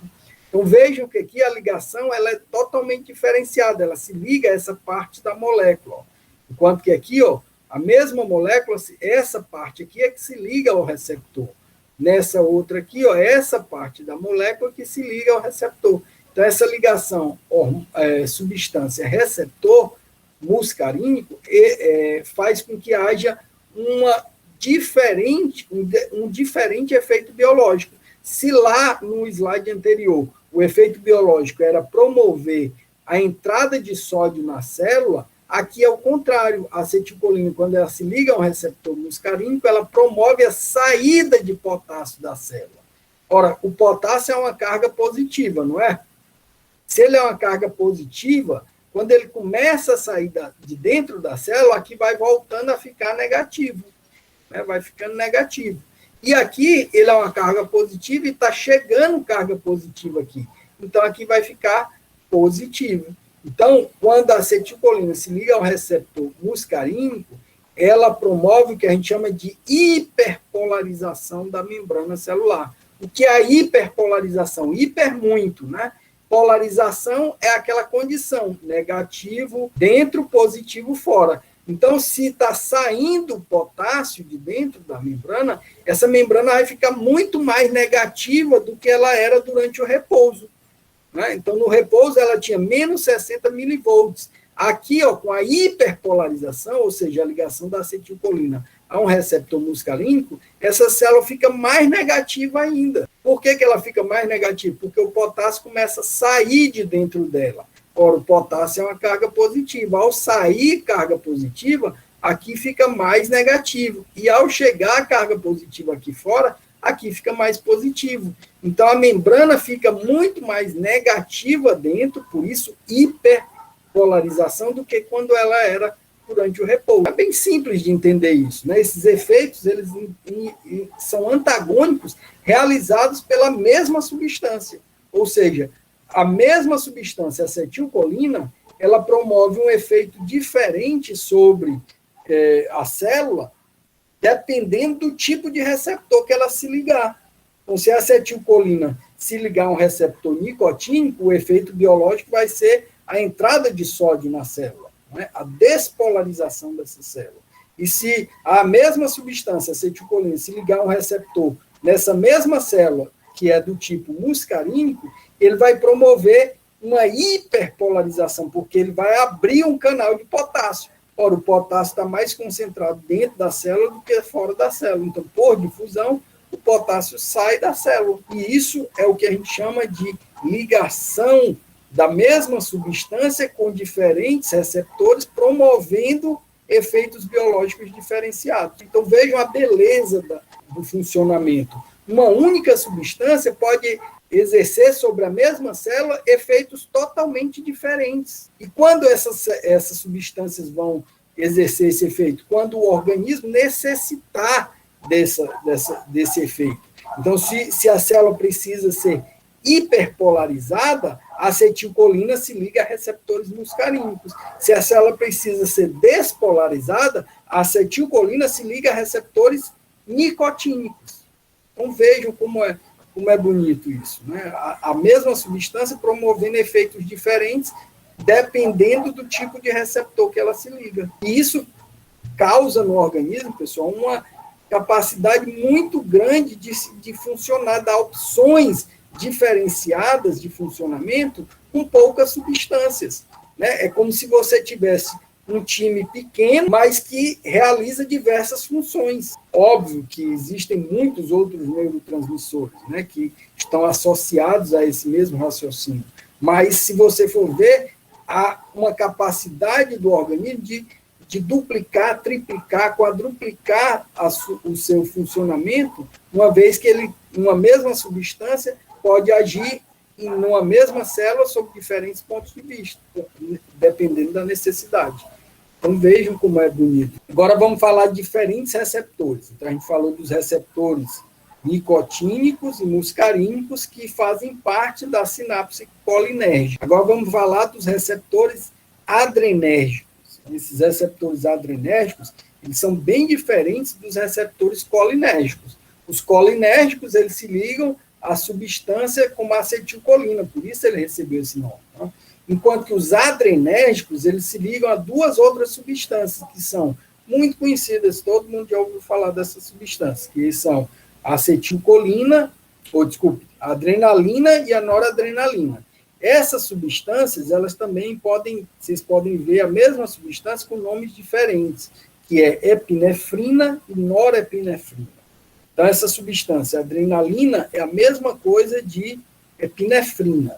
E noradrenalina é a mesma coisa de norepinefrina. Podem ter livros que utilizam, né, essas nomenclaturas diferenciadas, mas são a mesma substância. Um é porque trata do inglês americano, né, que vem adrenaline, e noradrenaline é do inglês americano, e a outra é no inglês britânico, né? Só isso a diferença, né? E a gente traduziu para as mesmas palavras em português. Adrenalina e noradrenalina são falados pela literatura norte-americana, enquanto que epinefrina e norepinefrina é retratada melhor na literatura inglesa, né? Então, mas são as mesmas substâncias. Ou seja, são essas mesmas substâncias químicas aqui. Por isso que eu botei aqui, ó, epinefrina é a mesma coisa de adrenalina. Então, o que é a epinefrina? Ela tem um anel benzênico, tem hidroxilas, tem carbonos, né, e uma cadeia carbônica aqui com nitrogênio. Então, essa é a epinefrina. A fenilalanina, isso aqui são a norepinefrina, ó, serotonina, dopamina, tudo isso aqui são neurotransmissores que têm similaridades bioquímicas. E é essa similaridade bioquímica que faz com que ela tenha maior ou menor afinidade por um determinado receptor. Então, a adrenalina e a noradrenalina, ela tem afinidade por receptores adrenérgicos, né, que são essas que têm recepção pela adrenalina e a noradrenalina, ou epinefrina e noradrenalina. Então, são compostos derivados do aminoácido tirosina, são solúveis em água, nem 50% circulam bem no sangue ligado a proteínas plasmáticas, ou seja, quando essas substâncias são liberadas no sangue, né, elas se ligam a proteínas e são facilmente carreadas para diversos órgãos. Então, a gente vai ver que a adrenalina e a noradrenalina, quando elas são jogadas na corrente sanguínea, rapidamente elas chegam em determinados órgãos para desempenhar a sua função. Então, elas podem ser secretadas diretamente dos neurônios ou podem ser secretadas em glândulas específicas. Então, a medula adrenal, que é uma glândula que está presente próximo dos rins, né, ou suprarrenais, mesma coisa, né, suprarrenal ou as adrenais, elas sintetizam na sua porção medular, né, essas substâncias, epinefrina e norepinefrina. E essas substâncias são jogadas na corrente sanguínea para desempenhar um determinado efeito biológico. Só que o efeito biológico, do mesmo jeito que as substâncias colinérgicas, eles só são possíveis se houver um receptor, se a célula tiver um receptor para essa substância. Se a célula não tiver um receptor, ela vai passar por essa célula, mas não vai se ligar. Se ela não se liga, ela não estimula a célula a promover um determinado efeito biológico, certo? Que é o que a gente vai precisar entender aqui. Então, que receptores se ligam à adrenalina e à noradrenalina? São dois tipos, os receptores alfa e os receptores beta. Né? Esses receptores alfa, modernamente, já sabe que eles se subdividem em diferentes tipos de receptores. Receptor é uma proteína também, é uma proteína que está na membrana das células. Então, os receptores alfa 1 e alfa 2, beta 1 e beta 2, eles se ligam a essas mesmas substâncias aqui, adrenalina e noradrenalina. Eles estão presentes em diversas células do organismo. Onde tiver receptor para adrenalina e noradrenalina, essas substâncias, ao estarem presentes, elas vão realizar um determinado efeito biológico. E a gente vai já ver quais são esses efeitos biológicos, certo? Então, resumindo aqui, ó, tudo que a gente falou até agora, a gente viu que o sistema nervoso autônomo, somático, né, ele secreta acetilcolina como principal neurotransmissor, e esse neurotransmissor se liga a receptor nicotínico na fibra muscular esquelética, né, fazendo com que essa célula aqui se contraia.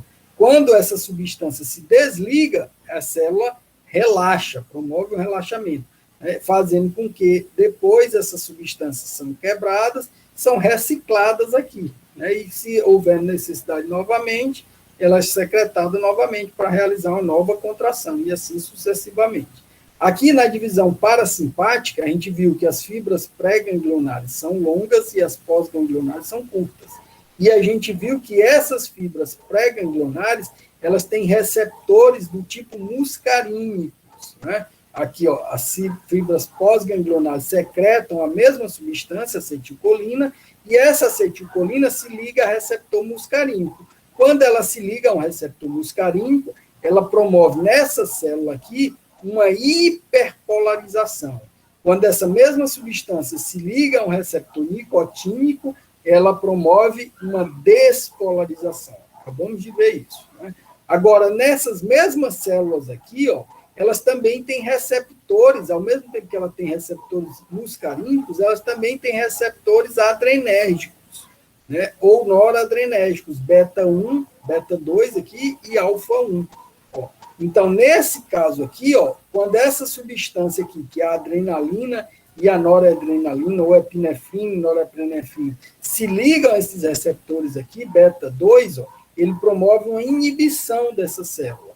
Ou seja, ele faz com que a célula não realize um determinado efeito biológico. Enquanto que se essa substância se liga a um receptor alfa 1, ele promove uma excitação nessa célula. Vamos já dar exemplos práticos disso. Né? Vamos já dar exemplos práticos disso para vocês entenderem melhor. Mas primeiro é importante você entender onde cada neurotransmissor desse é secretado. Então, aqui, ó, na divisão simpática, o principal neurotransmissor é a adrenalina e noradrenalina. Né? E aí ele vai se ligar na musculatura cardíaca, na fibra muscular cardíaca. Então, quando a fibra muscular cardíaca, ela se liga a receptores beta-1, aqui, ó, na musculatura cardíaca, ela promove uma contração, ou seja, uma excitação da fibra muscular cardíaca. E quando essa mesma fibra muscular cardíaca se liga a um receptor muscarínico pela acetilcolina, essa mesma substância aqui, que é secretada por esses neurônios aqui, ó, do parasimpático, ela promove uma inibição do músculo cardíaco. Então, quem faz o coração bater mais rápido? Qual a substância que faz o coração bater mais rápido? A adrenalina e a noradrenalina. E quem faz o coração diminuir o batimento cardíaco? A substância chamada acetilcolina. Então, a gente vai já ver por que esse aumento do batimento cardíaco ele é importante e depois por que a regulação ou a diminuição do batimento cardíaco é importante. Primeiro, a gente tem que entender que essas substâncias são secretadas em diferentes porções do sistema nervoso para desempenhar efeitos biológicos diferenciados. Então, nas glândulas, a mesma coisa. Ó, existem glândulas que têm receptores para muscarínicos e glândulas que têm receptores para epinefrina e norepinefrina. A mesma célula. Ó. Então, na mesma célula, essas célulazinhas verdinhas aqui, por exemplo, se a gente exemplificar isso aqui com uma glândula salivar, minha glândula salivar agora está realizando uma determinada função. Ela está sendo excitada ou ela está sendo inibida, minha glândula salivar? Então, eu estou falando muito. Ora, eu estou falando, está entrando ar na minha boca, não está? Esse ar resseca a mucosa. Né? Então, e principalmente eu estou com o ar-condicionado ligado. Né? Se eu estou com o ar-condicionado ligado, esse vento que chega aqui na minha mucosa oral, ela resseca a minha mucosa. Então, o ressecamento da mucosa é o estímulo que é dado para o meu sistema nervoso central, né? Para quê? Para ele dizer, olha, a mucosa dele tá ressecando. Não? É importante que essa mucosa não fique ressecada. Então, glândula salivar, jogue saliva na boca desse cara para lubrificar a mucosa oral dele e não danificar as células, né? Então, essa é o efeito biológico. Ora, se a minha glândula salivar está sendo excitada, ela está sendo excitada porque o meu sistema nervoso autônomo parasimpático manda a acetilcolina, se liga a receptores muscarínicos na minha glândula salivar e faz com que a glândula salivar produza e secrete saliva na minha mucosa. Né? E uma situação inversa, né? Se fizesse com que se a minha glândula salivar parasse de secretar saliva, em que situações isso pode acontecer? No medo intenso, né?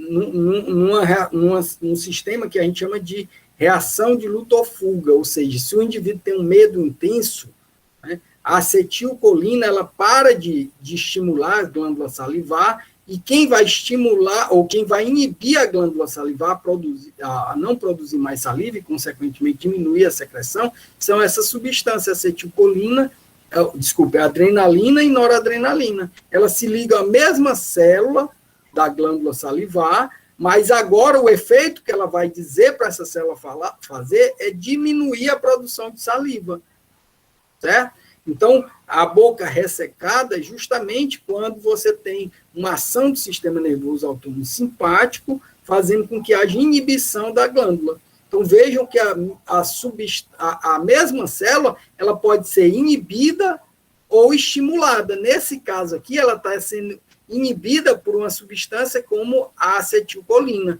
e ela está sendo ela está sendo estimulada por uma substância que é a acetilcolina, está sendo inibida por uma substância que é a adrenalina, né, na glândula salivar.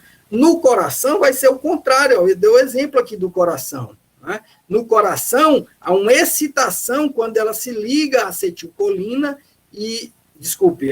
quando ela se liga à adrenalina e à noradrenalina, e uma inibição quando ela se liga à acetilcolina. Né?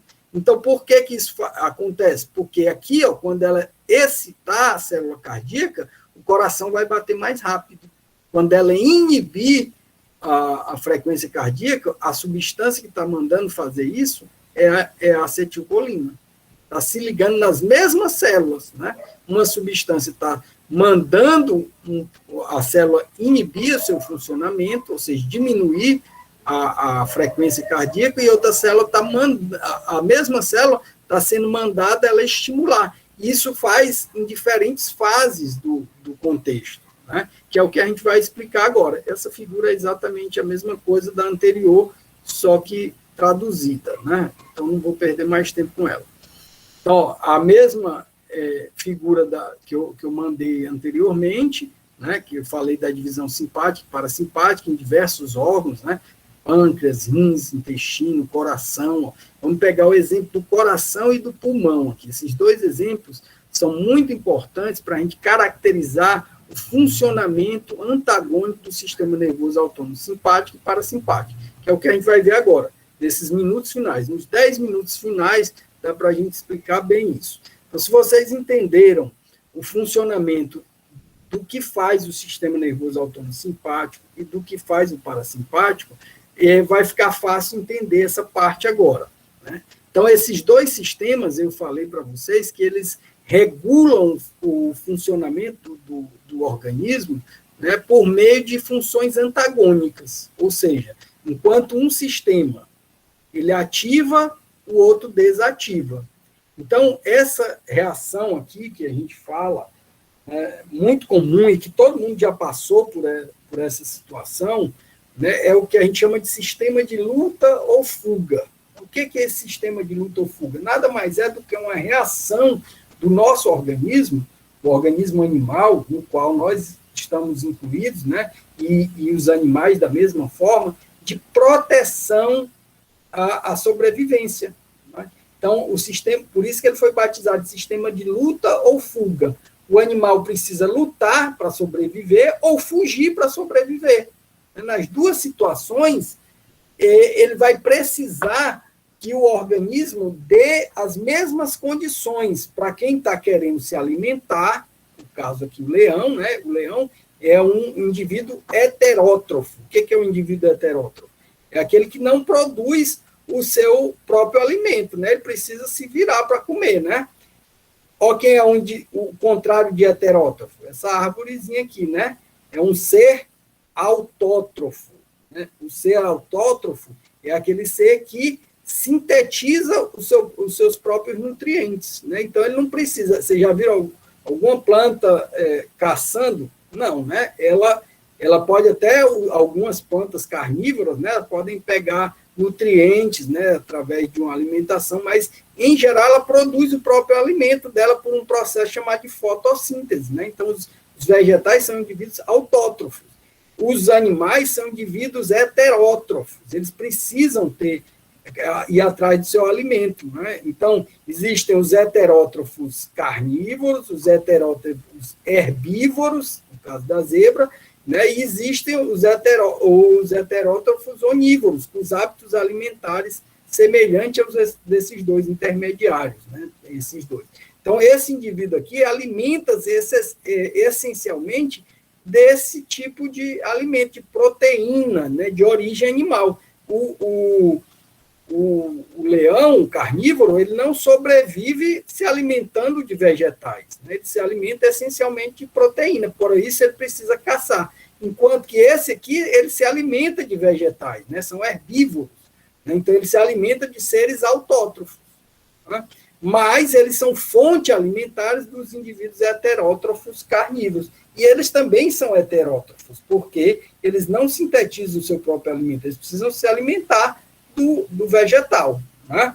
Então, como esses dois aqui, eles precisam sobreviver, esse aqui não quer ser alimento desse aqui, mas esse aqui quer se alimentar desse aqui. Então, o organismo de ambos precisa, nessa situação aqui, precisa funcionar exatamente igual, para dar a esses indivíduos a probabilidade a mesma chance de sobrevivência. Então, o leão, o organismo dele funciona nesse sistema de luta ou fuga da mesma forma que o organismo da zebra. Então, tudo que acontece no organismo do leão acontece no organismo da zebra. Só que esse aqui, as reações que acontecem aqui, visam destruir, né, esse organismo aqui. E as reações que acontecem nesse organismo aqui, eles visam escapar dessa destruição. Então, eles têm que ter a mesma chance, o organismo tem que funcionar de forma igual, e aquele que for mais hábil, né, vai ganhar a batalha, como uma guerra, isso aí. Esse sistema de luta ou fuga é uma guerra travada pelo organismo dos dois indivíduos. E aquele que for mais apto, que conseguir sucesso, né, vai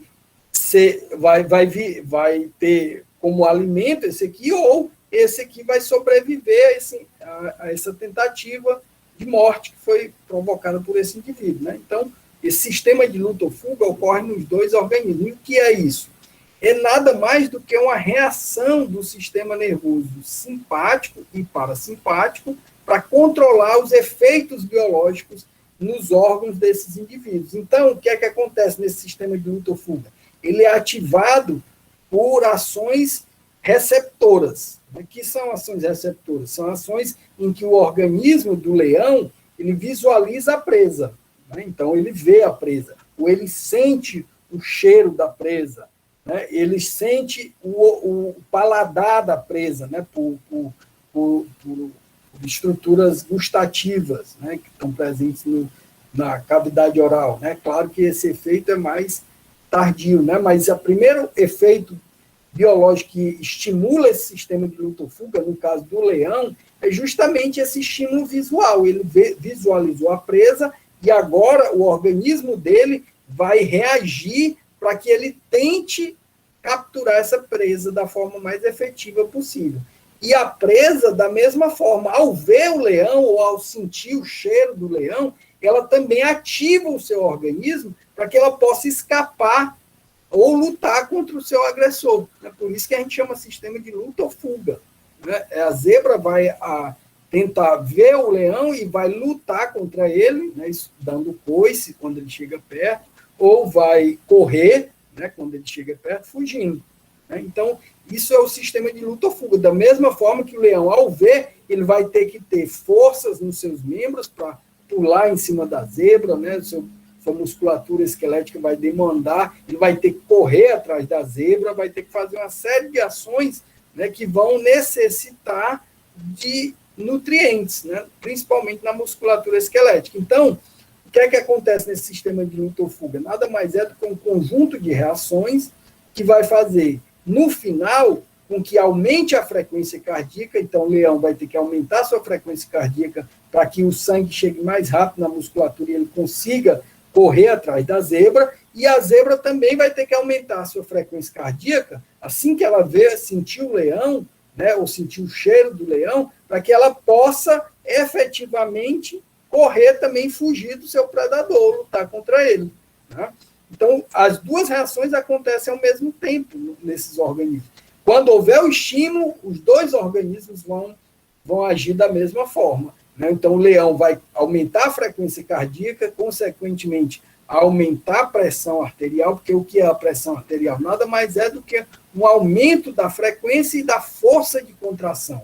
O coração aumenta, né, e a pressão sobre os vasos sanguíneos aumenta também. Então, aumento da pressão arterial, dilatação da pupila. Então, a pupila do leão dilata. Se vocês forem ver, né, um leão caçando, observar, a pupila dele vai dilatar. Por que dilata? Para que ele consiga visualizar melhor sua presa, lançar estratégias sobre a caça. Eu mostrei para vocês, eu botei no cigarro, vídeos que mostram muito bem esses efeitos, né? Os efeitos do sistema nervoso autônomo parasimpático. A intenção era mostrar os reflexos, né, mas eles também servem como ilustração para entender esse processo de luta ou fuga, a ativação do sistema nervoso autônomo parasimpático e simpático, né, ao mesmo tempo.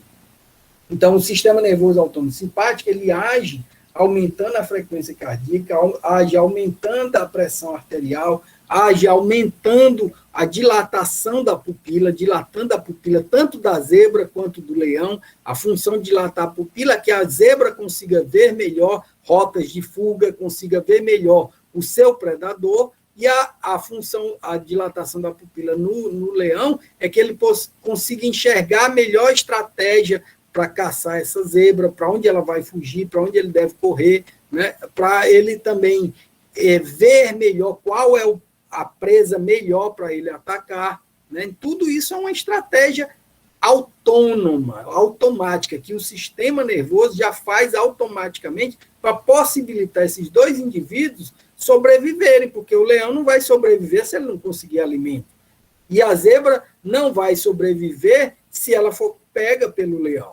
Né? Então, vejam que nos dois organismos as mesmas situações têm que ocorrer, para aquele mais apto conseguir sobreviver, né? Escapar do seu predador ou ser predado por ele. Então, a glicose no organismo, ela também aumenta a sua secreção. Né? Então, no organismo do leão, aumenta a descarga de glicose na corrente sanguínea. Então, o sangue fica mais rico em glicose, né? Que isso chama-se hiperglicemia.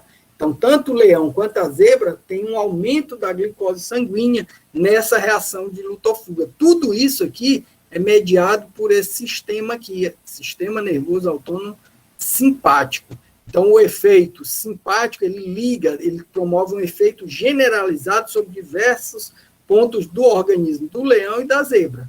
Então, o sistema nervoso autônomo simpático, ele aumenta a frequência cardíaca, aumenta a pressão arterial, promove a dilatação da pupila, promove o aumento da glicose, o aumento dos ácidos graxos, também no sangue, né, e o aumento do estado geral de alerta do indivíduo.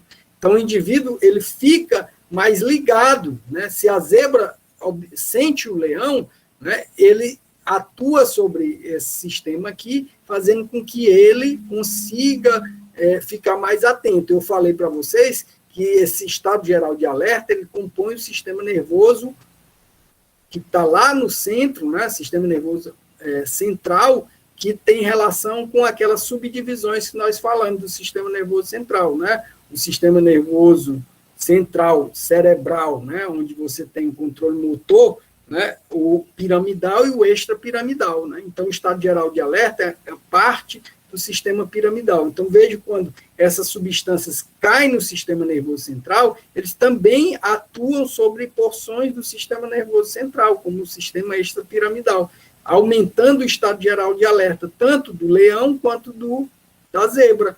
E aí isso possibilita esses dois organismos terem as mesmas chances. O leão tem a mesma chance de capturar a zebra e a zebra tem a mesma chance de escapar do leão, porque o organismo de ambos se prepara da mesma forma.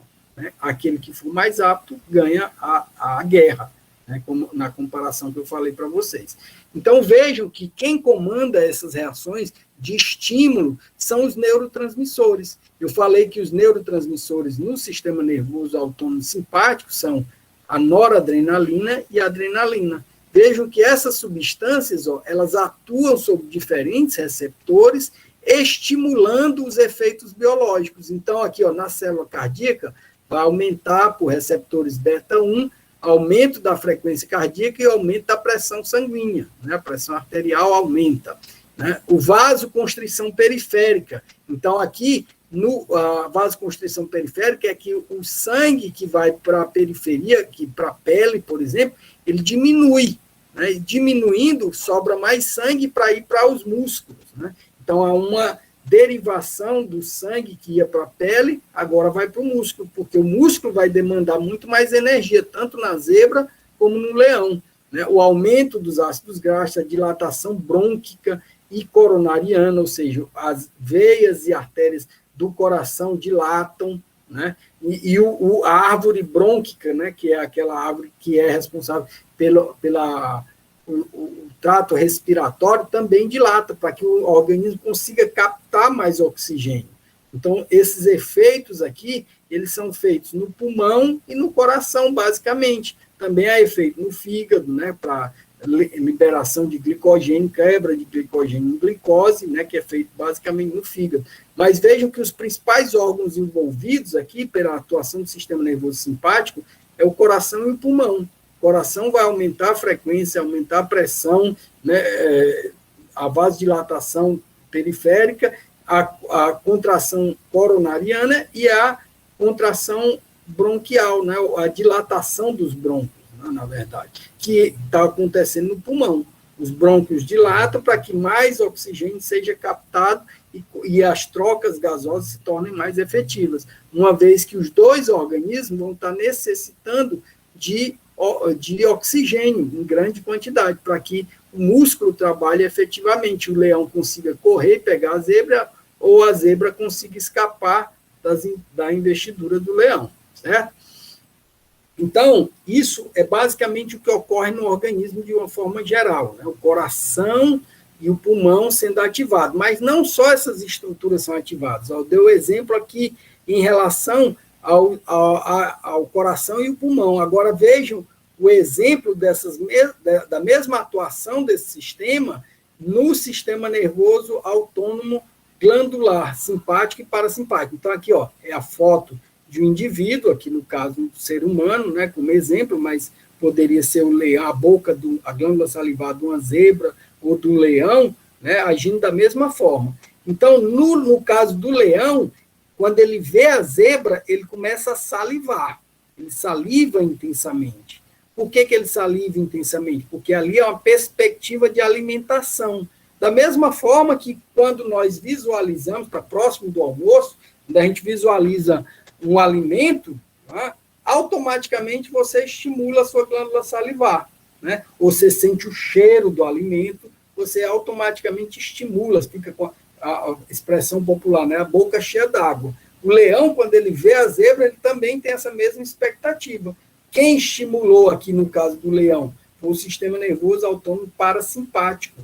O sistema nervoso autônomo parasimpático atuou sobre a glândula salivar do leão, fazendo com que ela secretasse mais saliva. E vocês veem muito facilmente isso nos carnívoros, né? No cão, quando você oferece um petisco lá para o seu cãozinho, né, ele também saliva intensamente, né? Ele, inclusive, passa a língua ao redor das bochechas, né, mostrando justamente que ele está com a boca cheia d'água. Ali é um estímulo visual ou olfativo, né, ele captou o cheiro, ou ele viu a imagem e associou, e automaticamente esse estímulo é passado pelo sistema nervoso autônomo parasimpático, por essas vias aqui glandulares, estimulando a glândula salivar dele, né? E aí a boca fica cheia d'água. Então, na expectativa do alimento, a estimulação é parasimpática.